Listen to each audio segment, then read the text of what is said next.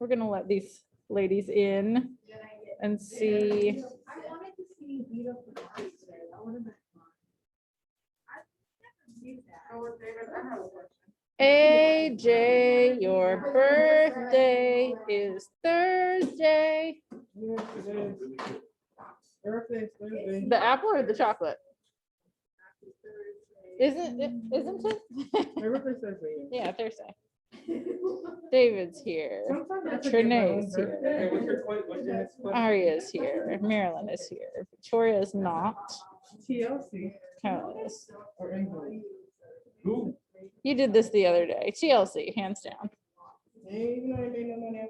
In Vogue, like barely made a dent. Okay, well, I can't say the other group's name because profanity. What group? The whole pack. Yeah. Oh, I think that's fine to say. Say something stupid. Go ahead. Oh, I got it.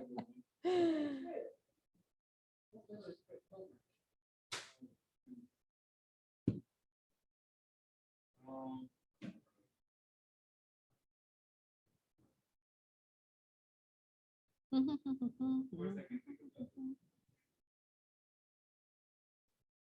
Ooh, I agree about the apple. I'm smelling it now and I don't like it. Not a fan. Tastes like day-old apples. Ew.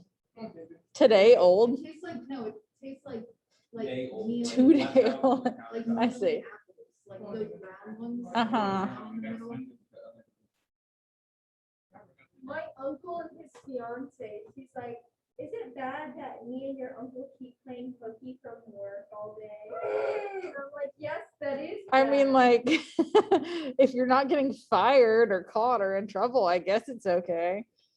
I couldn't. "You're sick." And I'm like, no, you're not. I was there on Saturday. Fried or day long. All right, here comes I Victoria. don't, okay, one thing about me, don't ever let anyone get against drive, I'm gonna say drive. No matter what. Smart Sella or Sart Smella? I think Sart Smella. Iron game start. All right, so today is Tuesday. It is Toni Morrison Tuesday. We're gonna go through the first part of Beloved, which hopefully you've read. If you haven't, I highly recommend that you do that. I am gonna give like a briefish summary of the major points that the first 24 pages covered. Just to remind everybody, the reading schedule is on Canvas under announcements. And today is the 27th. By next Tuesday, the 4th, you should read through the bottom of page 58. I was supposed to be born on the 4th, but I was born a week early Oh, because I had like a whole around my neck. oh dang. I was supposed to be born on March 1st, but my parents were too afraid that I'd be born on leap day. And so they had me induced. But I was already a big fat baby, so they were like, take her out. Actually, they were like, take him out. They thought that I was a boy until I made my grand appearance. What's up with us? But my name, when they found out I was a girl, they just put, I was still gonna be named Aria. Yeah. They were gonna name it, just take, I would be like spelled the Latin way. What's the- A-R-I-A. Oh, okay. But they just like, I was a big girl. They put a U to make it a little bit more feminine. I But see. now people call me Aurora. Ariel. It's not even close. And that's why I'm here. That's why I'm here today. I could have been Thomas. Ew. I feel like we'd have all think such a different thing when we think about Thomas O'Connor. And like, I was supposed to be like, because my middle name is Denise, because I, Were you gonna be Dennis? and like, because I was my grandmother, that's supposed to happen to my grandmother. Yeah. She was supposed to, because her name's Lenore, so they thought she was gonna be a boy, so they're gonna just name her Leonard. Oh, But it's a girl. Interesting. Oh, they call her Lenore. interesting. All right. So let's kind of go through the first 21 chapters. 21 chapters, my God. Neither of those things that I just said is right. I said 21 chapters, I meant 24 pages. I don't know what's wrong with me. I apologize. I'm gonna move closer to you guys though, so I feel very far from you. Yes. Okay, I'll tell you what I remember. Okay. Sarah's read this. Are you ready? Crackers. Oh my God, oh my God. Just hang on a minute, hang on a minute. I'm getting my life together. Or I'm trying, it's not working. One of the pieces has yellow sticky on it. I saw it. There we are. Yeah. Doesn't she have like a lot of kids? She does have a lot of kids. She has a lot of kids and then one died. Yes, Did you get to that part yet? just to where she died, because that was pretty, Hey. I gotta get my blanket. Why are you lurking? I was actually trying to get more of my stuff. Yeah, see if you want. Sometimes in second period, I'll be sitting here and like literally every guy that's in my class will just be like circled around my desk. I'm like, can you sit down? Oh, You're like, Mr. Casey used to call him, what did he used to call him? Because he used to come in first period just surround. Yeah, why does that, why And do he you used do to, he used to play the like the little seagulls from that one movie, like Oh, yeah. It's so fresh. I'm just like, just give me some space, man. Just give me some space. Okay, so our first character, our main character is Setha. And just to kind of like recap with her personality, she's sort of quiet. They describe her as being queenly.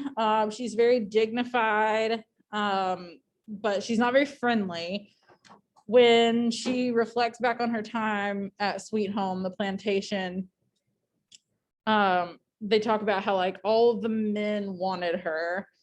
She wound up marrying one of them, Hallie, but they all were attracted to her, which is one reason that like now that Paul D is in the picture, he's like, oh, I always kind of had a thing for her, so I can, you know, act on that now. Paul D, but nobody in her town really likes her, and we'll find out more about why as we keep reading, but her whole life just kind of exists like in her house. It's like her and Denver and the ghost baby. Back in the day, baby Suggs was there, but she's dead now. So everything, they're just this little weird haunted family, and the ghost baby drove off the other two, excuse me, the other two kids, the ghost baby. Yeah. He like the ghost baby like ran off the other two sons.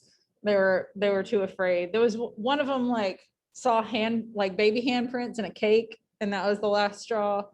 I don't remember what it was with the other one, but they were like, oh, spooky stuff is happening, so I gotta leave. Yeah. And then Denver also is the other daughter, the living daughter who lives with her. And she's kind of a brat for a while in the beginning. She's just like kind of rude, especially to Paul D, which is, you know, I think primarily because she's like, you're getting in the way of me and my mom, like living our life that we're comfortable with. But she does start to kind of, towards the end of where we were reading, she starts to come around to him because Paul D is kind of great, actually. He's like really comforting and empathetic, but he's a strong man. They keep talking about how he's got this quality about him that makes people okay with being vulnerable around him. She was like, people cried around him all the time because they felt like they could. Like he was just so welcoming and accepting that people would just like let down their defenses around him. What do you mean? Like, I go to oxygen shows. Well, that's describing a serial killer. So sweet. Well, Paul D's not a serial killer. He's actually just great. And Denver starts to kind of realize that. So she's really rude to him in the beginning, especially because then he drives away the baby ghost. He like essentially exorcises the house, but in a really common way. He basically yells at it and it leaves. But then Denver is mad that it's gone because, and this is very sad, but the ghost baby was like really all she had. Like she doesn't have any friends. She doesn't go to school at this point. She just like sits at home with her mom and the ghost baby all the time. So the ghost baby is sort of her only friend, and Paul D gets rid of it. So she's like, how dare you? You're trying to be with my mom. You've gotten rid of my one ghost friend. What's your deal, man? And she does not like him. But once she kind of realizes that, like, oh yeah, he is actually a really good person and he treats my mom well, she sort of starts to think that maybe they could be a family. And like where we left off, or like the very last thing was that they went to this carnival or whatever. And as they were coming back, she saw the three of their shadows and it looked like they were holding hands. And she was like, oh, maybe this could be a good thing. Maybe we could be a family. So there's some flashbacks, quite a few. We flash back to Seth's time at Sweet Home, which is the plantation, and the slaves on the plantation were her, Paul D, Paul A, Paul F, Hallie, who is her husband, and Sixo, who is Native American. And they're all characters that will be recurring, particularly when we're talking about the Sweet Home stuff. I'm sure that I warned you guys, but there's some fairly uncomfortable stuff in this book. I mean, number one, we read a lot of racial slurs, and yes, it was a time when slavery existed, but it's still like not fun to read. And when I'm reading it out loud, I won't ever say those things. It does mention a lot about the horrors of slavery. Like we hear about the tree on Seth's back, which was made from the people at Sweet Home whipping her so bad that it scarred her back into like a tree sort of formation. They talk about the worst thing that happened to her while she was a slave, and they address it kind of strangely. Just the language that they use is kind of strange, but it is like absolutely horrific. They keep talking about when those men took her milk or stole her milk. And at first it's like, what does that mean? That what do you, but it was when she was pregnant, or like had, I don't remember if she was pregnant or had just given birth to her other kid before Denver and was breastfeeding. And they basically like beat her and sexually assaulted her and took the milk that she was using to breastfeed her kids. Just like this horrible, horrible thing that like on top of being obviously so physically traumatizing, was really emotionally traumatizing for her too, because it's so connected to her being a mother and her femininity, and she just felt like she was kind of stripped of that. So that is brought up a lot of times through the book, and also just the fact that like her being a mother is so central to this book. The fact that they kind of tried to manipulate that or like harm it in some way is really upsetting. And the people that did that were school teacher and his nephews. So when Seth is first talking about Sweet Home, the two people who run it are Mr. and Mrs. Gardner. And Mrs. Gardner is this like, you know, they're like an older couple, and he dies first and then she dies, and she has like they talk about how she's got like a big tumor on her neck or something, and that's what kills her. But for slave owners, they sort of presented as fairly benevolent people. Like they didn't beat their slaves, they didn't starve them, they didn't do anything like that. And this is one of the sort of big points of conflict in the book, because no, they didn't do any of that stuff, but they didn't allow Setha to actually get married. They were like, oh yeah, you can get married, but instead of having a wedding, they were basically just like, you're married now. And they like, when she talked about having a wedding, they sort of like laughed it off, like, you're not enough of a person to have a real wedding. That's my thing. You would have given up on it. Yeah, I know, like so many things have happened, and it's just I don't know, like, I kind of get why she is the way she is. Like, we're very closed off and sort of cold to everybody. A lot has happened to her. But one of the things about Mr. Garner was that they said he had a lot of pride in his men, and they made that into a big thing because no other slave owners referred to their slaves as men. They always said the boys on the farm, or the boys, my boys, whatever. And he was like, I don't have boys, I have men. But then they question, like, are they men? And if they are men, is it just because, like, he recognized something manly and strong in them? Is it just because he decided that they're men? Or, like, is it almost sort of making fun of them in a way? And Paul D even says that despite the fact that he was called a man all the time, he never really felt like it. He never really felt like a man during his time at Sweet Home. And he thought that 6-0 and Hallie were men, but the rest of them weren't, because 6-0 and Hallie had something that the others just didn't and couldn't really live up to. But so Garner dies, and Mrs. Garner decides that she doesn't want to be the only white lady alone on the plantation with all these male slaves. So she's going to call her brother-in-law, who's only ever called school teacher, he doesn't have a real name, to come live on the farm and run it for her.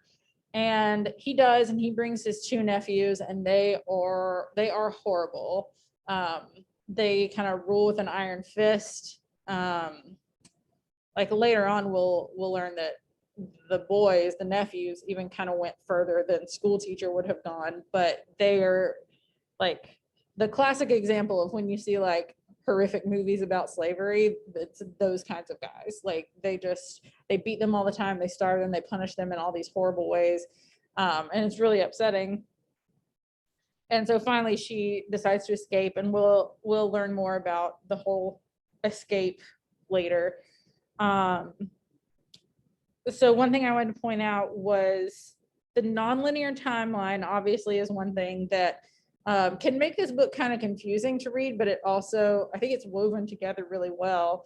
Like, our main timeline is where we open with like Setha and the ghost baby, and then Paul D comes and gets rid of the ghost baby.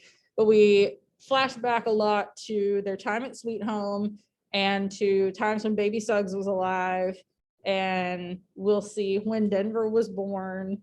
So you just kind of have to like pay attention to where the shifts are happening and make sure you know like what timeline you're in.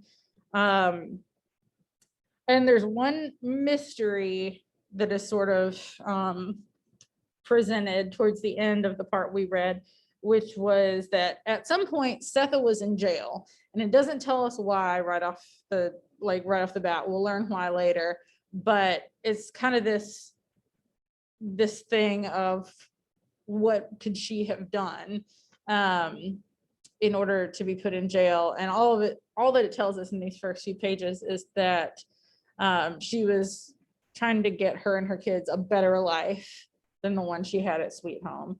And the better life for her was just a life that was different. Anything other than what she had to endure at Sweet Home. So a couple of questions I wanted to ask you guys.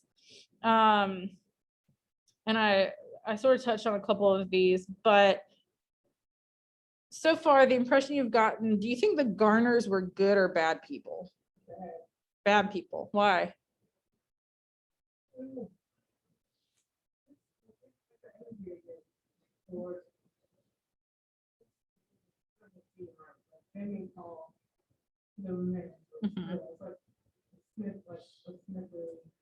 Yeah. And to be fair, a lot of times he doesn't just call them his men, he calls them his N-word men. And I mean, if you're still throwing that in there, then you can't have that much respect for them. And I mean, I think that for the most part, nobody is like 100% good or 100% bad. But like, yes, they are slave owners. Maybe they don't physically harm their slaves, but that's not to say they haven't done any damage. They sort of treat them as less than people. So I would agree. I feel like they're sort of wolves in sheep's clothing kind of thing. Like they present themselves as really benevolent, caring slave owners, but like the key word there is slave owners. If you if you were like a totally good person who was, you know, really looking after your people, like you wouldn't be doing this. So why do you guys think Toni Morrison chose to do this non-linear timeline, all these flashbacks and everything?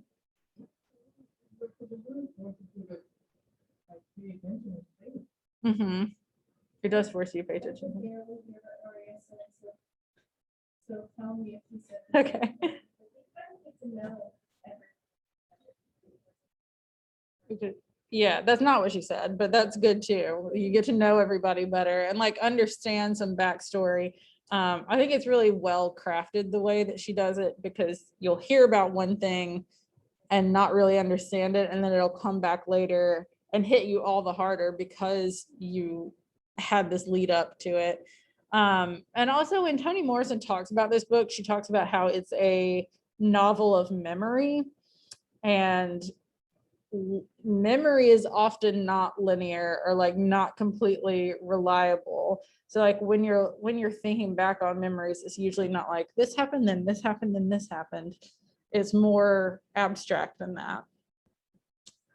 I kind of talked about another couple of these questions. One I was going to ask was why Denver loves the ghost baby and why she's upset that Paul D gets rid of it. And I mean, pretty much what I said about that was that the ghost baby is like her only friend. And without it, she's very lonely. She's a very lonely kid. She doesn't go to school. She doesn't have any friends. So it really does affect her really differently. Okay, so we're gonna read a little bit more together today, picking up where we left off. I'll share my screen with you guys, although you can feel free to look on your own if you want. And we're gonna pick up at page 25. And this is where sort of the main plot of the novel really kicks off. And this is weird. And this is like right when they come back from the carnival. And you guys can pull yours up and look as well. A fully dressed woman walked out of the water. She barely gained the dry bank of the stream before she sat down and leaned against a mulberry tree. All day and all night she sat there, her head resting on the trunk in a position abandoned enough to crack the brim in her straw hat. Everything hurt, but her lungs most of all. Sopping wet and breathing shallow, she spent those hours trying to negotiate the weight of her eyelids. The day breeze blew her dress dry, the night wind wrinkled it. Nobody saw her emerge or came accidentally by. If they had, chances are they would have hesitated before approaching her. Not because she was wet or dozing or had what sounded like asthma, but because amid all that, she was smiling. It took her the whole of the next morning to lift herself from the ground and make her way through the woods, past a giant temple of boxwood, to the field and then the yard of the slate gray house. Exhausted again, she sat down on the first handy place, a stump not far from the steps of 124. By then, keeping her eyes open was less of an effort. She could manage it for a full 2 minutes or more. Her neck, its circumference no wider than a parlor service saucer, kept bending, and her chin brushed the bit of lace edging her dress. This is always already a weird way to be introduced to a character. We don't know who this is. She's fully dressed and just walks out of the water. She's like weird in several ways. Like she's dressed strangely and like she's breathing really shallowly. It sounds like she has asthma. She can like barely hold her head up. She can't open her eyes. Like what's going on with this person? And well, we'll find out, or at least we'll speculate. Women who drink champagne when there's nothing to celebrate can look like that. Their straw hats with broken brims are often askew. They nod in public places. Their shoes are undone, but their skin is not like that of the woman breathing near the steps of 124. She had new skin, lineless and smooth, including the knuckles of her hands. By late afternoon, when the carnival was over and the Negroes were hitching rides home if they were lucky, walking if they were not, the woman had fallen asleep again. The rays of the sun struck her full in the face, so that when Setha, Denver, and Paul D rounded the curve in the road, all they saw was a black dress, 2 unlaced shoes below it, and here boy nowhere in sight. Look, said Denver, what is that? And for some reason she could not immediately account for, the moment she got close enough to see the face, Setha's bladder filled to capacity. She said, oh, excuse me, and ran around to the back of 124. Not since she was a baby girl being cared for by the 8-year-old girl who pointed out her mother to her had she had an emergency that unmanageable. She never made the outhouse. Right in front of its door, she had to lift her skirts, and the water she avoided was endless. Like a horse, she thought, but as it went on and on, she thought, no, more like flooding the boat when Denver was born. So much water, Amy said, hold on, Lou, you're gonna sink us if you keep that up. But there was no stopping water from a breaking womb, and there was no stopping now. She hoped Paul D wouldn't take it upon himself to come looking for her and be obliged to see her squatting in front of her own privy, making a mud hole too deep to be witnessed without shame. Just about the time she started wondering if the carnival would accept another freak, it stopped. She tidied herself and ran around to the porch. No one was there. All 3 were inside, Paul D and Denver standing before the stranger, watching her drink cup after cup of water. She said that she was thirsty, said Paul D. He took off his cap. Mighty thirsty, looked like. So this is, everything about this is weird. Like, as soon as she sees this woman, for some reason, she has to pee so bad she can't help it, and like doesn't even make it to the toilet. She just has to go. And she was like, it was literally like my water was breaking. It was so much, and like it kind of freaked her out. I mean, she makes that comment about how like wondering if the carnival would accept another freak. And that's like pretty inexplicable. They also kind of like casually threw in the fact there that it says, not since she was a baby girl being cared for by the 8-year-old girl who pointed out her mother to her had she had an emergency that unmanageable. So that's like a little mini flashback there when she was very young, whatever girl was taking care of her. And we'll hear a little bit more about Setha's childhood, but not a lot. Someone had to point out her mother. She didn't know who her mother was. You didn't know who your mother was? Oh, how come? Oh, like you lived with her and everything, you just didn't realize? Okay. Oh,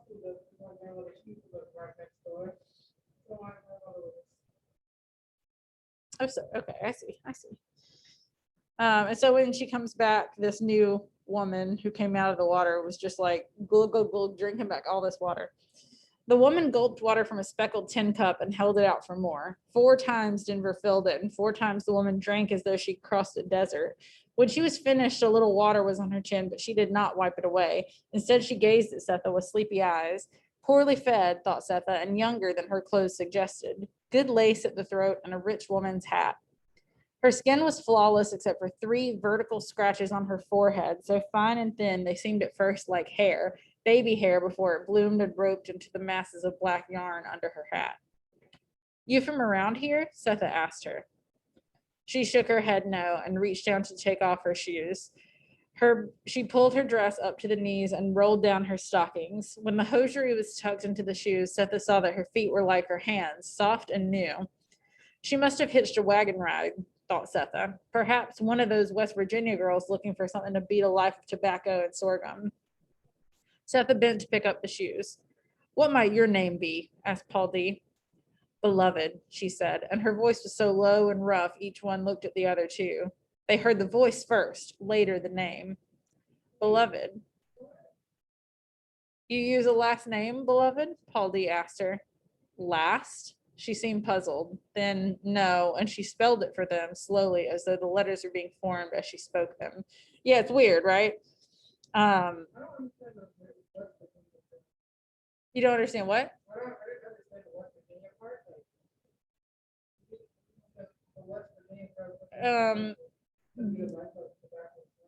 Well, they're thinking that she must have hitched a ride with someone and maybe was a girl from West Virginia who was just trying to get off of like the plantation that she was on. Because this is taking place in Cincinnati, so they don't have slavery up there. So trying to get out of that. And so this girl who like we've already heard the word beloved one time, which was when Setha's daughter died. Beloved was all they could afford to put on the gravestone. And when I say afford, I mentioned this before, that she basically like traded sexual favors for getting her gravestone engraved. And she spent 10 minutes with this guy, and all he wrote was beloved. So that's the only marker on the grave of her daughter. And now this weird woman has popped up and says that her name is Beloved and she doesn't have a last name. Seth had dropped the shoes. Denver sat down and Paul D smiled. He recognized the careful enunciation of letters by those like himself who could not read but had memorized the letters of their name. He was about to ask who her people were, but thought better of it. A young colored woman was drifting from ruin. He had been in Rochester 4 years ago and seen 5 women arriving with 14 female children. All their men, brothers, uncles, fathers, husbands, sons, had been picked off one by one. They had a single piece of paper directing them to a preacher on Devore Street. The war had been over 4 or 5 years then, but nobody white or black seemed to know it. Odd clusters and strays of Negroes wandered the back roads and cow paths from Schenectady to Jackson. Dazed but insistent, they searched each other out for word of a cousin, an aunt, a friend who once said, "Call on me. Anytime you get near Chicago, just call on me." Some of them were running from family that could not support them, some to family, some were running from dead crops, dead kin, life threats, and took over land. Boys younger than Bugler and Howard, configurations and blends of families of women and children, while elsewhere solitary, hunted and hunting for, were men. Forbidden public transportation, chased by debt and filthy talking sheets, they followed secondary routes, scanned the horizon for signs, and counted heavily on each other. Silent, except for social courtesies, when they met one another, they neither described nor asked about the sorrow that drove them from one place to another. The whites didn't bear speaking on. Everybody knew, sorry. So he did not press the young woman with the broken hat about where from or how come. If she wanted them to know and was strong enough to get through the telling, she would. What occupied them at the moment was what it might be that she needed. Underneath the major question, each harbored another. Paul D wondered at the newness of her shoes. Setha was deeply touched by her sweet name. The remembrance of glittering headstone made her feel especially kindly toward her. Denver, however, was shaking. She looked at this sleeping beauty and wanted more. Setha hung her hat on a peg and turned graciously toward the girl. "That's a pretty name, Beloved. Take off your hat, why don't you, and I'll make us something. We just got back from the carnival over near Cincinnati. Everything in there is something to see." Bolt upright in the chair in the middle of Setha's welcome, Beloved had fallen asleep again. Miss, Paul D shook her gently. "You want to lay down a spell?" She opened her eyes to slits and stood up on her soft new feet, which, barely capable of their job, slowly bore her to the keeping room. Once there, she collapsed on baby Suggs's bed. Denver removed her hat and put the quilt with 2 squares of color over her feet. She was breathing like a steam engine. "Sounds like croup," said Paul D, closing the door. "Is she feverish, Denver, could you tell?" "No, she's cold." "Then she is. Fever goes from hot to cold." "Could have cholera," said Paul D. "Reckon? All that water, sure sign." "Poor thing, and nothing in this house to give her for it. She'll just have to ride it out. That's a hateful sickness if ever there was one." "She's not sick," said Denver, and the passion in her voice made them smile. 4 days she slept, waking and sitting up only for water. Denver tended her, watched her sound sleep, listened to her labored breathing, and out of love and a breakneck possessiveness that charged her, hid like a personal blemish Beloved's incontinence, which means peeing yourself.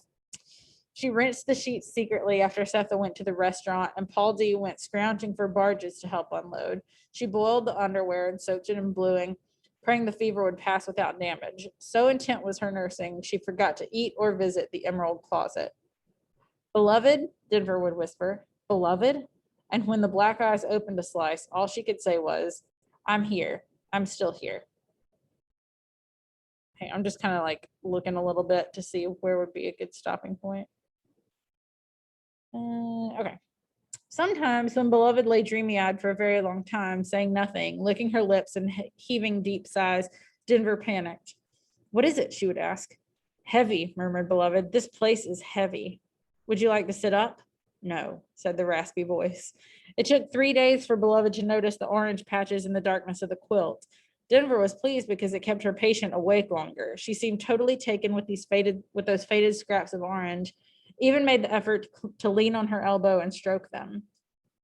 An effort that quickly exhausted her. So Denver rearranged the quilt so its cheeriest part was in the sick girl's sight line. Patience, something Denver had never known, overtook her. As long as her mother did not interfere, she was a model of compassion, turning waspish, though, when Setha tried to help. Did she take a spoonful of anything today? Setha inquired. She shouldn't eat with cholera. You sure that's it? Was just a hunch of Paul D's. I don't know, but she shouldn't eat anyway just yet. I think cholera people puke all the time. That's even more reason, ain't it? Well, she shouldn't starve to death either, Denver. Leave us alone, ma'am. I'm taking care of her. She say anything? I'd let you know if she did. Setha looked at her daughter and thought, yes, she has been lonesome, very lonesome. And she kind of comes to this realization, obviously, because Denver is immediately so like possessive of and protective of Beloved, and like watches over her day and night, whatever this illness is she has. Like she is a brat. She is in a lot of ways. She's better by the end, but I mean, and she is still young. I forget how old she is here, but they'll tell us at some point. But she's just like, this is the only person she really has to care for. Now that Ghost Baby's gone, she's like really latching on to Beloved. Wonder where Here Boy got off to. Setha thought a change of subject was needed. He won't be back, said Denver. How you know? I just know. Denver took a square of sweetbread off the plate. Back in the keeping room, Denver was about to sit down when Beloved's eyes flew wide open. Denver felt her heart race. It wasn't that she was looking at that face for the first time with no trace of sleep in it, or that the eyes were big and black, nor was it that the whites of them were much too white, blue white. It was that deep down in those black eyes, there was no expression at all. Can I get you something? Beloved looked at the sweet bread in Denver's hands, and Denver held it out to her. She smiled then, and Denver's heart stopped bouncing and sat down, relieved and easeful, like a traveler who had made it home. From that moment and through everything that followed, Sugar could always be counted on to please her. It was as though sweet things were what she was born for. Honey, as well as the wax that came in, sugar sandwiches, the sludgy molasses gone hard and brutal in the can, lemonade, taffy, and any type of dessert Setha brought home from the restaurant. She gnawed a cane stick to flex and kept the strings in her mouth long after the syrup had been sucked away. Denver laughed. Setha smiled, and Paul D said it made him sick to his stomach.